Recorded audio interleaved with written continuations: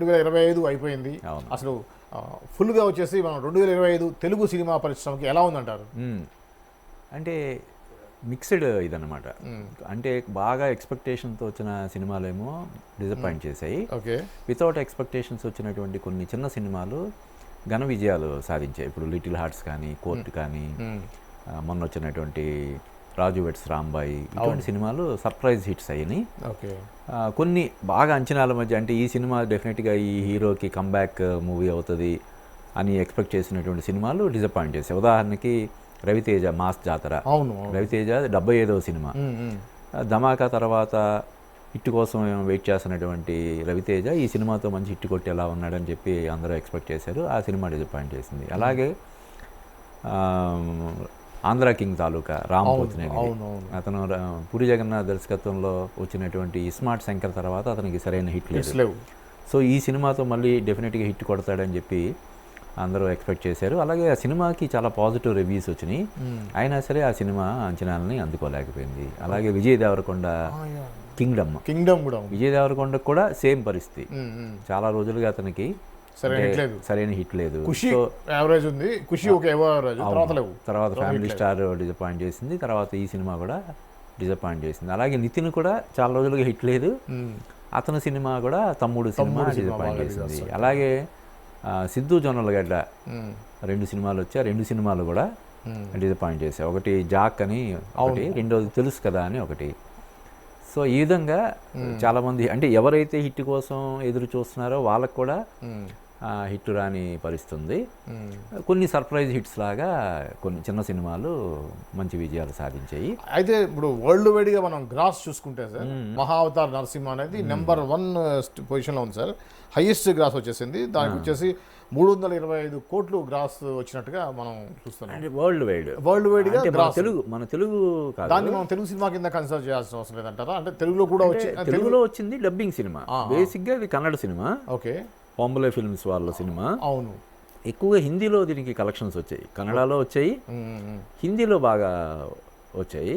మన తెలుగులో కూడా పర్వాలేదు, బాగానే మంచి విజయం సాధించిన సినిమాగానే దీన్ని చెప్పొచ్చు. ముఖ్యంగా ఏంటంటే, అంటే ఎవరు ఆర్టిస్టులు ఎవరు లేకుండా గ్రాఫిక్స్ తోటి, విజువల్ ఎఫెక్ట్స్ తోటి రూపొందినటువంటి సినిమా ఈ రేంజ్లో విజయం సాధించడం అనేది ఒక సర్ప్రైజ్ అన్నమాట. అంటే ఇప్పుడు మెయిన్ ఏంటంటే డివోషనల్ ఉన్నటువంటి సినిమా ఎక్కువ చూడటం ఒకటి, ఆ యొక్క గ్రాఫిక్స్ బాగుందని కూడా అన్నారండి. అవునవును.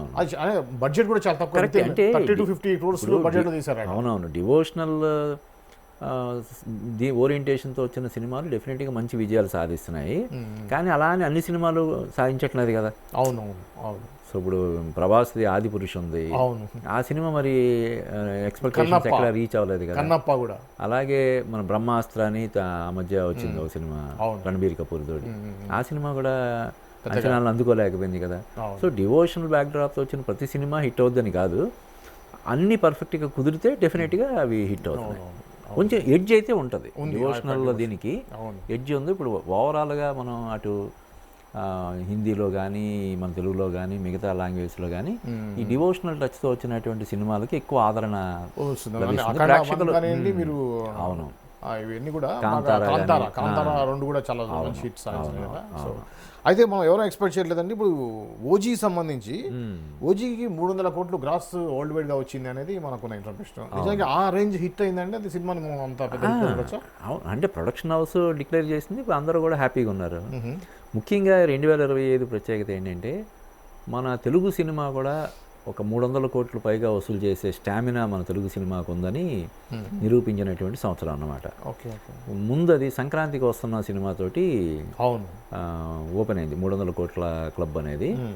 తర్వాత దాన్ని దాన్ని మించి 300ని మించి ఇంకొంచెం ఎక్కువగా, అంటే పవన్ కళ్యాణ్ ఈ సంవత్సరం 2025లో ఎప్పుడు లేని విధంగా ఈ మధ్య కాలంలో 2 సినిమాలు వచ్చాయి. అవును. జనరల్గా అతను గత కొన్ని సంవత్సరాలుగా సినిమాకి మధ్య చాలా గ్యాప్ ఉంటుంది. కానీ ఇవేంటంటే ఎప్పుడో షూట్, ఇప్పుడు హరిహర వీరమల్లు సినిమా ఎప్పుడో స్టార్ట్ చేశారు. ఆయన రాజకీయాల్లోకి వెళ్ళడం వల్ల గ్యాప్ రావడం ఇవన్నీ జరిగి మొత్తం మీద ఆయన టైం ఇచ్చిన తర్వాత షూట్ చేసి అది ఫినిష్ చేశారు. ఈ 2 సినిమాలు జస్ట్ 2-3 నెలల వ్యవధిలో వచ్చాయి. హరిహర వీరమల్లు గ్రాస్ పరంగా ఎక్కువ కలెక్ట్ చేసినా ఆ సినిమాకి బడ్జెట్ అని చూసుకున్నా అది కూడా ఉందండి, టాప్ 10 లో అది కూడా ఉంది. అదే గ్రాస్ పరంగా, ఎందుకంటే పవన్ కళ్యాణ్ కాబట్టి విపరీతమైనటువంటి ఓపెనింగ్స్ ఆ సినిమాకి వచ్చాయి. అది కొంచెం డిసప్పాయింట్ చేస్తే ఈ ఓజీ సినిమా మంచి విజయం, చాలా పెద్ద విజయం సాధించింది. ఇక థర్డ్ పొజిషన్లో వచ్చేసండి, అది మీరు అన్నట్టుగా సంక్రాంతికి వస్తున్నాం అప్ టు దాదాపు 300 కోట్లు వసూలు చేసిందంటే. అంటే ఇప్పుడు ముఖ్యంగా ఏంటంటే ఈ సంక్రాంతికి మిగతా సినిమాలు తీసుకుంటే అవి అదర్ లాంగ్వేజ్ కూడా డబ్ కావడం జరిగింది, అన్ని కలిపి గ్రాస్ తీసుకోవచ్చు. కానీ సంక్రాంతికి వస్తున్నాం ఓన్లీ ప్యూర్లీ తెలుగులోనే మాత్రం తెలుగులో రిలీజ్ అయ్యి 300 కోట్లు రావడం అనేది నిజంగా. అంటే ఆ సినిమాకి చాలా ప్రత్యేకతలు ఉన్నాయి. ఒకటి, మన విక్టరీ వెంకటేష్ కెరీర్లోనే బిగ్గెస్ట్ బ్లాక్ బస్టర్. అవును. అలాగే డైరెక్టర్ అనిల్ రావుపూడి కెరీర్లో కూడా బిగ్గెస్ట్ బ్లాక్ బస్టర్. అవును. దిల్ రాజు బ్యానర్లో కూడా బిగ్గెస్ట్ బ్లాక్ బస్టర్. అవునా. అంతేకాకుండా ఆ బ్యానర్ని నిలబెట్టిన సినిమాగా కూడా దానికి ఒక ప్రత్యేకత ఉంది. ఎందుకంటే దానికి ముందు రిలీజ్ అయినటువంటి గేమ్ చేంజర్ బాగా డిసప్పాయింట్ చేసింది, బాగా నష్టాలు గురి చేసింది. ఇది మనం చెప్పడం కాదు, వాళ్ళే చెప్పారు. దిల్ రాజు వాళ్ళ బ్రదర్ శిరీష్ వాళ్ళే చెప్పారు, ఇది సంక్రాంతికి వస్తున్నా లేకపోతే మా బ్యానర్ పరిస్థితి మరోలా ఉండేది అని అనిల్ రావుపూడిని ప్రశంసిస్తూ చెప్పడం జరిగింది. సో ఆ విధంగా కూడా ఈ సినిమాకి ఒక ప్రత్యేకత చెప్పొచ్చు. ముఖ్యంగా ఏంటంటే ప్రమోషన్స్ వాల్యూని తెలియజేసినటువంటి సినిమాగా కూడా దానికి ఒక ప్రత్యేకత ఉంది. అవును. ఇంకోటి, వెంకటేష్ గారు ప్రమోషన్స్ కి ఎక్కువ రారు, పెద్ద ఇంట్రెస్ట్ చూపిరు అని చెప్పేసి అనేది ఒక అపవాదత ఉందండి. అంటే సినిమా రిలీజ్ అయింది అంతే, దాని తర్వాత ప్రమోషన్స్ ఎక్కువగా చేయడం రారు అనేది ఒకటి ఉంది మహేష్ బాబుకును ఈయనకి గతంలో.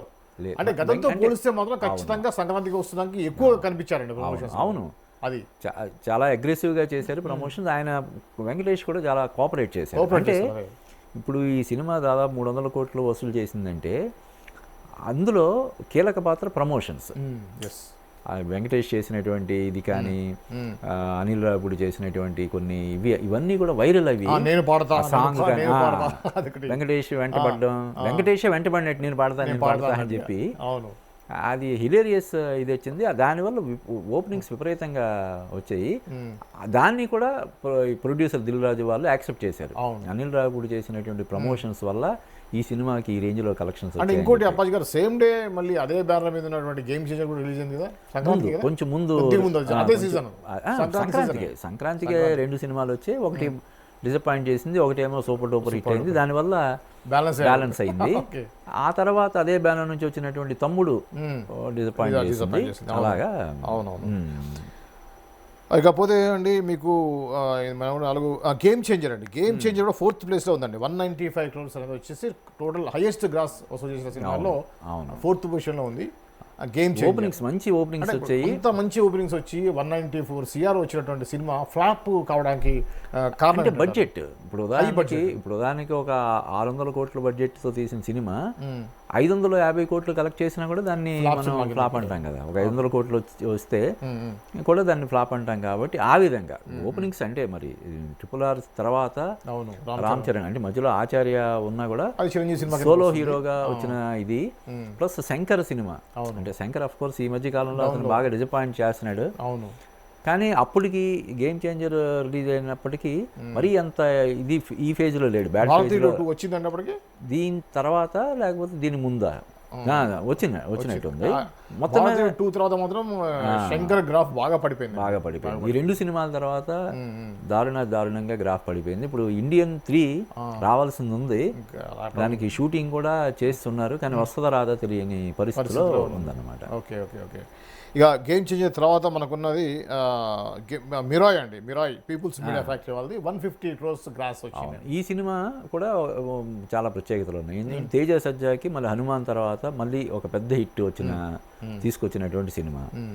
పీపుల్స్ మీడియా ఫ్యాక్టరీకి గత కొన్ని సంవత్సరాలుగా వరుస ఫ్లాపులతోటి కొట్టుకుపోతున్నటువంటి బ్యానర్ని, అంటే ఒక నైతిక స్థైర్యాన్ని ఇచ్చినటువంటి ఈ సినిమా మిరాయ్. సో ఆ విధంగా ఇది హిందీలో కూడా పర్వాలేదు, బాగానే వసూలు చేసింది. మంచి ఈ సంవత్సరం మంచి హిట్ అయిన సినిమాల జాబితాలో దాన్ని మనం తీసుకోవచ్చు. Okay sir. ఇంకోటి అండి, డాకు మహారాజ్ అనేది 130 crores వచ్చింది అనేది మనకి డాటా ఉందండి. 130 కోట్లతో. నిజానికి అంతగా ఎక్కువ వినిపించినట్టుగా సౌండ్ చేసినట్టుగా అయితే సినిమా అనిపించలేదు. వాస్తవంగా ఓకే కదా సినిమాలో నాగవంశీ చెప్పడం జరిగింది కదా, ఈ సినిమా మా బ్యానర్లో వచ్చిన మంచి హిట్ సినిమాల్లో ఒకటని చెప్పి. తర్వాత అప్పుడు ఈ అఖండ 2కి గురించి మాట్లాడుకునేటప్పుడు అందరూ ఏం మాట్లాడుకున్నారు, అఖండ 1 నుంచి డాకు మహారాజు వరకు వరుసగా అవును 4 సక్సెస్లు వచ్చాయి, ఇప్పుడు 5వ హిట్ కొట్టబోతున్నాడు బాలయ్య అని చెప్పి అనుకున్నారు.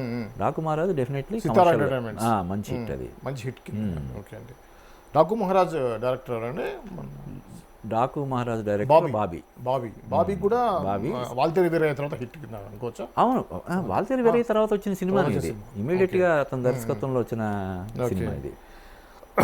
తర్వాత అండి 7th పొజిషన్లో వచ్చేసి హిట్ సినిమా వచ్చేసింది. హిట్ సినిమా వచ్చి హిట్ 3 120 crores బడ్జెట్ తోటి 7th ప్లేస్లో ఉంది. అవునవును, అంటే ఈ సినిమా కూడా కమర్షియల్గా హిట్ అనే మనం చెప్పొచ్చు, కానీ బడ్జెట్ బాగా ఎక్కువైందని. ఒక హిట్ 3 సినిమాకి బడ్జెట్ బాగా ఎక్కువ అవడం వల్ల అంటే బ్రేక్ ఈవెన్ వరకు వచ్చి ఉంటుంది, లేకపోతే కొంచెం ఏదైనా హిట్ సినిమా జాబితాలో మనం దాన్ని చేర్చవచ్చు. 8th ప్లేస్లో వచ్చేసండి మనకి కుబేరా నిజానికి మిక్స్డ్ టాక్ వచ్చిందండి. అయినా కూడా దీనికి కలెక్షన్స్ పరంగా చూస్తే మనం 132 crores వచ్చింది అనేది మనకి ఉన్నాయి. అదే అంటే ఇక్కడ నాగార్జున తర్వాత ధనుష్ తర్వాత శేఖర్ కమ్ములాకి ఒక బ్రాండ్ ఉంది కదా, ఆయన సినిమాలు ఫిదా కానీ స్టార్టింగ్ ఆనంద్ దగ్గర నుంచి హ్యాపీ డేస్ దగ్గర నుంచి తనకంటూ ఒక సెట్ ఆఫ్ ఫ్యాన్స్ కాబట్టి, తర్వాత ఇక్కడ బ్యానర్స్ కూడా పెద్ద బ్యానర్ నుంచి వచ్చినటువంటి సినిమా. ధనుష్ కూడా ఇక్కడ మంచి మార్కెట్, తెలుగులో మంచి మార్కెట్ ఉంది. ఈ కారణాలు అన్నిటి వల్ల ముఖ్యంగా నాగార్జున అంతకుముందు కూడా స్పెషల్ అపీరెన్స్లు లేకపోతే మరోటి స్క్రీన్ షేర్ చేసుకోవడం అది చేసిన ప్రాపర్గా ఒక క్యారెక్టర్ దీనిలాగా చేసిన సినిమా కాబట్టి ఇది. ఆ విధంగా కూడా నాగార్జున ఫ్యాన్స్ అందరూ కూడా ఈగర్గా వెయిట్ చేసి ఆ సినిమాని చూడడం జరిగింది. దానికి నాగార్జునకి మంచి అప్రిసియేషన్ కూడా వచ్చింది. తర్వాత రష్మిక మందన్న కూడా ఒక ప్లస్ పాయింట్ సినిమాకి, వరుస విజయాలు నేషనల్ లెవెల్లో కాబట్టి. సో ఆ విధంగా కుబేరా మంచి హిట్ ఇచ్చినట్టే. ఇంకా మనకి కుబేరా తర్వాత అంటే 9th Harihara Veeramallu 113 114 CR collections. అదే చెప్పాం కదా, పవన్ కళ్యాణ్ సినిమా అంటే ఆటోమేటిక్ ఫస్ట్ ఒక 2-3 రోజులు అయితే కుమ్మేస్తాయి కదా కలెక్షన్స్. ఆ విధంగా అంటే ఆ సినిమాకి దాదాపుగా 13 సార్లు వాయిదా పడి విడుదలైనటువంటి సినిమా అది. వేరే హీరో ఎవరి సినిమా అయితే ఇంకా అసలు రాదు, వెలుగు చూడదు. పవన్ కళ్యాణ్ కాబట్టి అక్కడ ఆ సినిమా బయటికి రాగలిగింది. గ్రాఫిక్స్ పరంగా కొంచెం క్రిటిసిజం అది వచ్చింది. అదర్వైజ్ పవన్ కళ్యాణ్ ఫ్యాన్స్ బాగానే ఎంజాయ్ చేశారు. కానీ ఇందాక మనం చెప్పుకున్నట్టు ఆ సినిమాకి పెట్టిన బడ్జెట్ మరి ఎక్కువ అవ్వడం వల్ల చాలా సంవత్సరాలు నిర్మాణంలో ఉండడం, ఇంట్రెస్ట్లు అవి ఇవి పెరిగిపోవడం, తర్వాత దానికి దర్శకుడు మారడం, అందులో కొంతమంది ఆర్టిస్టులు కూడా మారడం, ఇలాగా కన్నుడి చావుకు కారణాలు అంటారు కదా, అలాగా ఆ సినిమాని కొంత డిసప్పాయింట్ చేసింది. ఏం రత్నం అంటే పవన్ కళ్యాణ్కి ఖుషీ లాంటి హిట్ ఇచ్చినటువంటి బ్లాక్ బస్టర్ ఇచ్చినటువంటి నిర్మాత ప్రొడ్యూస్ చేశాడు దాన్ని, కానీ ఆశించిన స్థాయిలో విజయం సాధించలేదని మనం చెప్పాలి. ఓకే అండి. ఇకపోతే అఖండ 2 తాండవం వచ్చేసి 102 crores అనేది నాకున్న ఇన్ఫర్మేషన్ అండి. ఇప్పుడు ఇంకా పెరిగి ఉండొచ్చు, ఇంకా పెరిగి ఉంది అంటే ఆల్రెడీ ఇప్పుడు 120. ఏదండి అఖండ 2 స్టేటస్ ఏంటి ఫైనాన్షియల్ అంటే ఇంకా స్టిల్ ఇట్ ఇస్ రన్నింగ్ కదా. ఇప్పుడు ఈ 3వ వారం ఎంటర్ అయింది. 3వ వారంలో కూడా చాలా చోట్ల కొన్ని చోట్ల, చాలా చోట్ల కాకపోయినా కొన్ని చోట్ల హౌస్ఫుల్స్ అవుతుంది, చాలా చోట్ల కలెక్షన్స్ బాగున్నాయని చెప్పి రిపోర్ట్స్ వస్తున్నాయి. కాబట్టి అంటే దీన్ని ఏం జరిగిందంటే ఈ సినిమా కూడా మరీ హరిహర వీరమల్లాగా అన్నిసార్లు వాయిదా పడకపోయినా December 5న రావాల్సిన సినిమా వాయిదా పడింది. వాయిదా పడడం వల్ల కొంత సెట్ బ్యాక్ అన్నది జరిగింది. తర్వాత ఏం జరిగి ఉంటుంది అనే డిస్కషన్స్ తోటి చాలా బాగా డ్యామేజ్ అయింది ఆ సినిమాకి. తర్వాత ఏం చేశారంటే ఆ సినిమాని ప్రాపర్గా ప్రమోషన్ కూడా చేయలేదు. మీరు చూస్తే ఏదో కాదు అంటే ఈ వారం రోజులు జరిగిన ప్రమోషనే ఈ సినిమా అంటే ఏదైనా కుట్ర జరిగిందా, ఏం జరిగింది, ఎందుకు విడుదల సడన్గా వాయిదా పడింది అంటే ఇంకో 2 గంటల్లో ప్రీమియర్ సడన్గా చెన్నై నుంచి వాయిదా పడింది.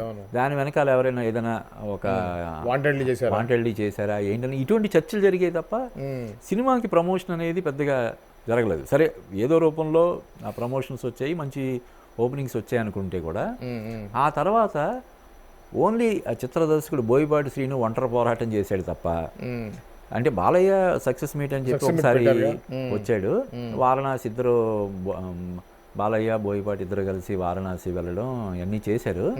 కానీ ఇంకా ప్రాపర్గా దాన్ని ప్రమోట్ చేసి ఉంటే డెఫినెట్గా అది కలెక్షన్స్ పరంగా ఇంకొంచెం బెటర్గా ఉండేదని చెప్పి నా ఫీలింగ్.